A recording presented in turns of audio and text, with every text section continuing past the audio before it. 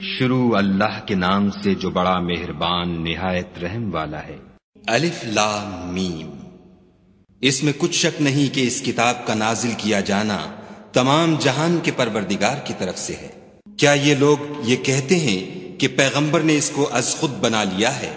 نہیں، بلکہ وہ تمہارے پروردگار کی طرف سے برحق ہے، تاکہ تم ان لوگوں کو ہدایت کرو جن کے پاس تم سے پہلے کوئی ہدایت کرنے والا نہیں آیا، تاکہ یہ رستے پر چلے۔ خدا ہی تو ہے جس نے آسمانوں اور زمین کو اور جو چیزیں ان دونوں میں ہیں سب کو 6 دن میں پیدا کیا، پھر عرش پر قائم ہوا۔ اس کے سوا تمہارا نہ کوئی دوست ہے اور نہ سفارش کرنے والا۔ کیا تم نصیحت نہیں پکڑتے؟ وہی آسمان سے زمین تک کے ہر کام کا انتظام کرتا ہے، پھر وہ ایک روز جس کی مقدار تمہارے شمار کے مطابق 1000 برس ہوگی، اس کی طرف صعود اور رجوع کرے گا۔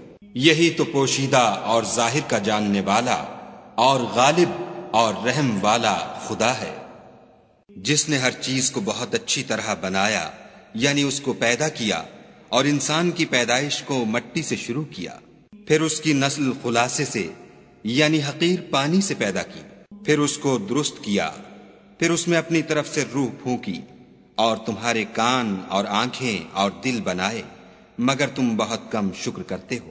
اور کہنے لگے کہ جب ہم زمین میں ملیا میٹ ہو جائیں گے تو کیا از سر نو پیدا ہوں گے؟ حقیقت یہ ہے کہ یہ لوگ اپنے پروردگار کے سامنے جانے ہی کے قائل نہیں۔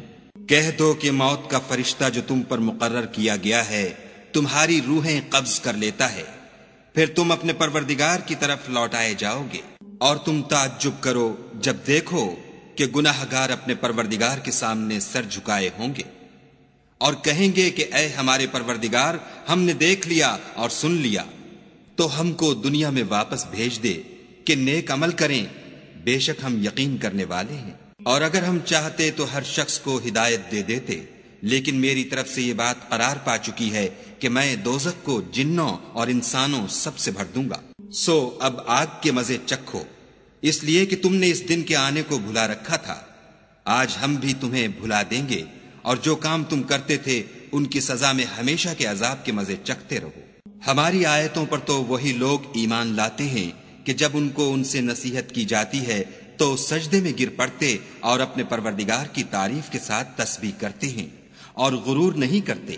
ان کے پہلو بچھونوں سے الگ رہتے ہیں، اور وہ اپنے پروردگار کو خوف اور امید سے پکارتے، اور جو مال ہم نے ان کو دیا ہے اس میں سے خرچ کرتے ہیں۔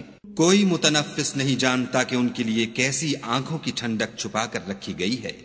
یہ ان اعمال کا صلہ ہے جو وہ کرتے تھے۔ بھلا جو مومن ہو وہ اس شخص کی طرح ہو سکتا ہے جو نافرمان ہو؟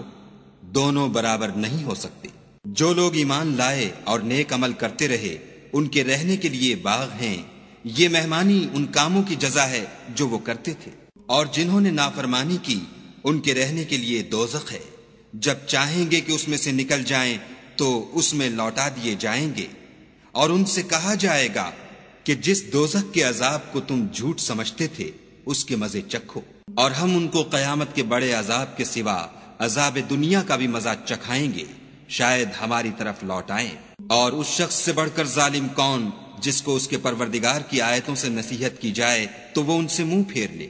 ہم گناہ گاروں سے ضرور بدلہ لینے والے ہیں۔ اور ہم نے موسیٰ کو کتاب دی تو تم ان کے ملنے سے شک میں نہ ہونا، اور ہم نے اس کتاب کو یا موسیٰ کو بنی اسرائیل کے لیے ذریعہ ہدایت بنایا، اور ان میں سے ہم نے پیشوا بنائے تھے جو ہمارے حکم سے ہدایت کیا کرتے تھے جب وہ صبر کرتے تھے اور وہ ہماری آیتوں پر یقین رکھتے تھے۔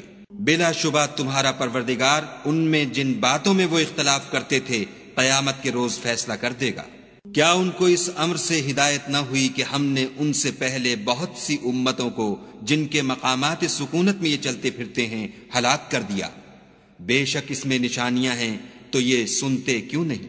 کیا انہوں نے نہیں دیکھا کہ ہم بنجر زمین کی طرف پانی رواں کرتے ہیں، پھر اس سے کھیتی پیدا کرتے ہیں جس میں سے ان کے چوپائے بھی کھاتے ہیں اور وہ بھی کھاتے ہیں، تو یہ دیکھتے کیوں نہیں؟ اور کہتے ہیں اگر تم سچے ہو تو یہ فیصلہ کب ہوگا؟ کہہ دو کہ فیصلے کے دن کافروں کو ان کا ایمان لانا کچھ بھی فائدہ نہ دے گا، اور نہ ان کو مہلت دی جائے گی۔ تو ان سے منہ پھیر لو اور انتظار کرو، یہ بھی انتظار کر رہے ہیں۔